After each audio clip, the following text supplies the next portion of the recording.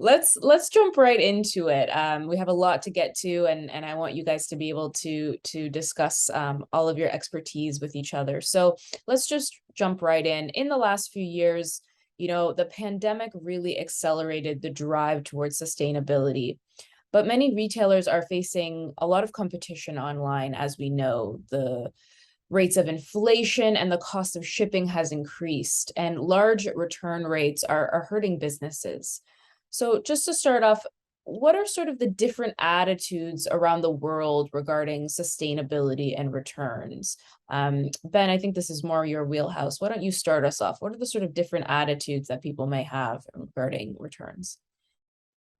It's pretty clear to me that um, there are different drivers that are impacting how businesses view returns and sustainability. Uh, I think to your point in the question, Vanessa, the pandemic drove volume. Everybody knows that, and at the same time, it highlighted the problems that many companies have with their reverse logistics process. And ultimately, what happens to the inventory end up, it's sold or resold or reused as effectively as it could be. But what happens to these items really depends on where you're trading. And I'm going to give you a couple of examples just to think about around here. So I think it'd be an accepted point that the EU is a pretty well regulated environment. I think we love a rule and a regulation. I say we. The UK is obviously not in Europe anymore, but in general, the UK are trying to stay aligned with Europe around sustainability. And the EU is at the forefront, I would say, of retail legislation around sustainability. There are several initiatives out there that fall under an umbrella called this effectively a Green New Deal, and it's a framework around which retailers that are based in Europe will need to adhere to more and more and more and more. And there's one of the key principles within this new environment is around the polluter pays. So what does that mean? That means that if you're a brand or you're a manufacturer, an OEM, and you're selling direct to a consumer in Germany, as an example, you are responsible for making sure that the packaging of those items is responsibly disposed of. Obviously, if you're handling the return, those are the returns that have packaging on them. 9 times out of 10, the packaging is damaged. If you're going to resell those items, then sometimes the packaging is reused, sometimes it's not. But again, it needs to be disposed of ethically.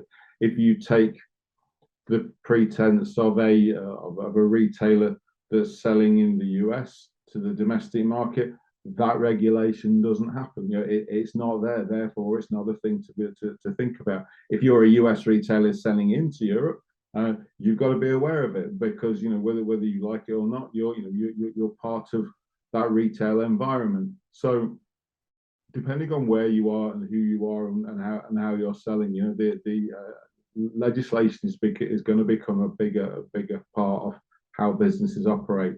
If you look at businesses in Australia, I think Australia is a long way away from quite a lot of people, but it's a very vibrant e-commerce market. That there are lots of people selling into Australia and New Zealand and that APAC region in general, and there are a lot of people selling out of it around the world. Australian brands are incredibly popular in certain parts of the world.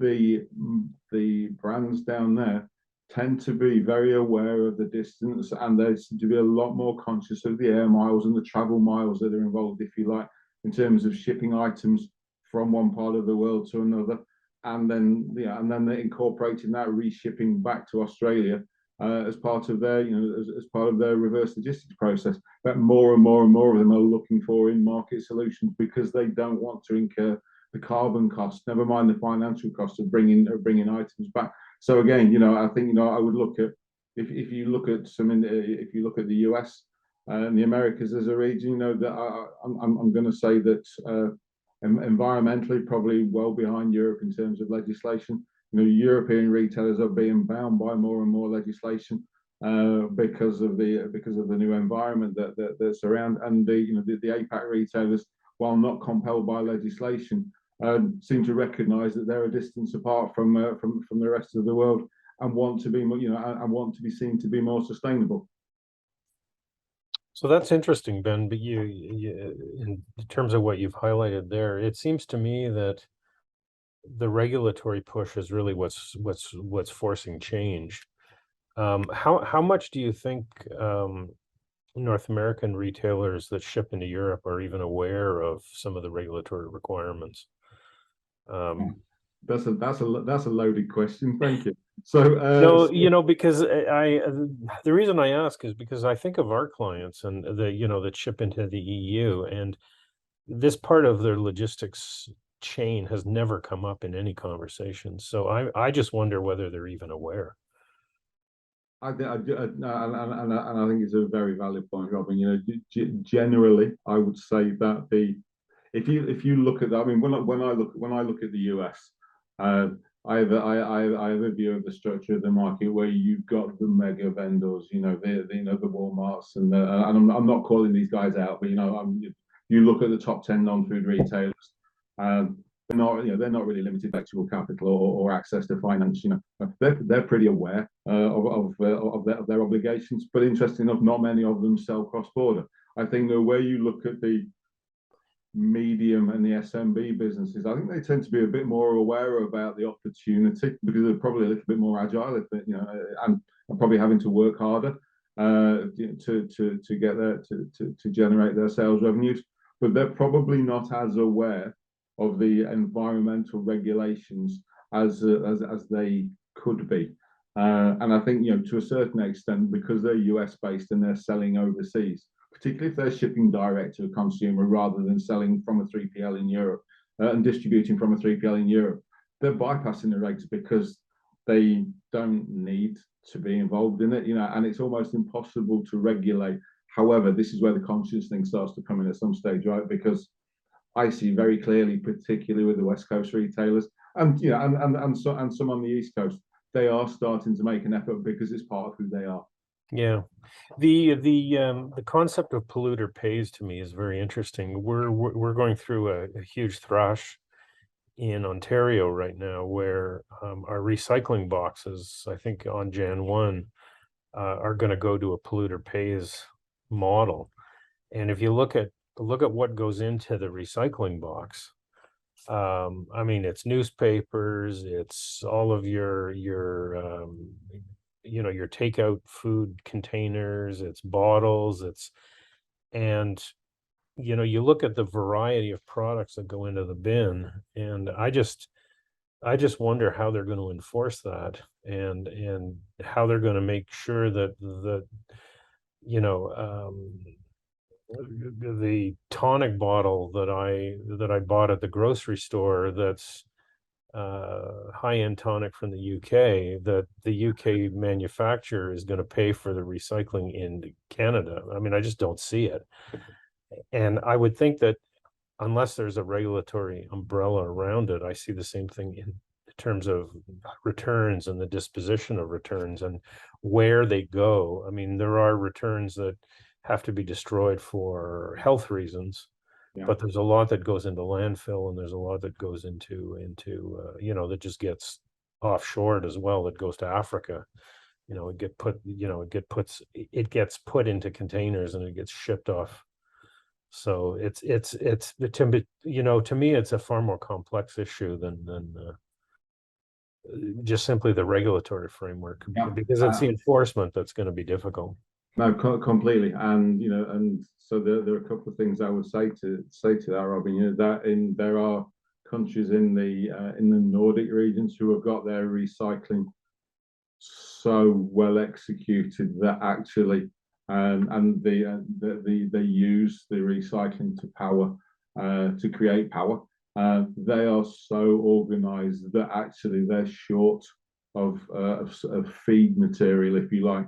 So it can be done, I guess, is the point that I'm trying to make. Whether your region or my region is up to that sort of speed, I doubt, is the honest answer. I mean, what you're saying to me completely resonates with what happens in the UK. I mean, Yeah. we're given a multitude of colour bins, and I'm convinced that they all end up in the same place, if I'm honest. Well, to your point, I mean, we used to have to separate newspapers from glassware and plastics, and everybody was trained like chimpanzees so, and no offense to chimpanzees here, but we were all trained to sort of separate our boxes, and our green bin was organic material. And when the garbage truck comes around, all the recycling ends up in the same spot. So it really doesn't matter that I'm separating it out. no, completely. Uh, I think that the other point that I was going to make was that even though the regulations are in place in France and in Germany, who are the vanguard of this, from what I understand about the enforcement at the moment, the principle has been engaged in law. But when you start to dig into it, the execution around it and the enforcement around it, I think is pretty light at the moment, to be honest. But I think there's a stake in the ground, right?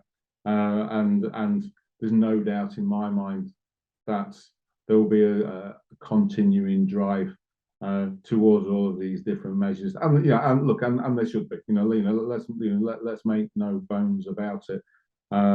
Some of the practice that retailers have gotten away with so far, just in the context of everything that everybody's been through, just doesn't make sense anymore. So if it needs to be a regulatory driven solution, then fine. There's always been carrot and stick, and I think most people would recognise that most corporations sometimes have to be pushed and induced, rather than do things off their own free will, because they're commercial, first and foremost. And either one of the things that you probably heard me say before is that there's no point being sustainable and broke, right? That doesn't make sense for retailers. So it's about balance, but I think from a retailer perspective, it's more about understanding who your customer is and how they see you in the market, and how and how you operate.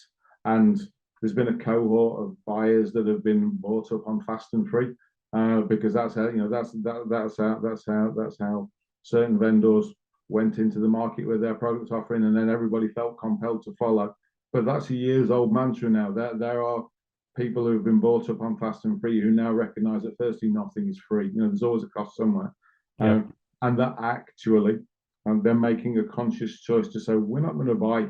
We're not going to buy like that anymore, because we understand that there's some impact in it. So I think as much as you've got regulation, you've got education. And I think those two in tandem will probably drive the retailers to have to become more and more sustainable over time.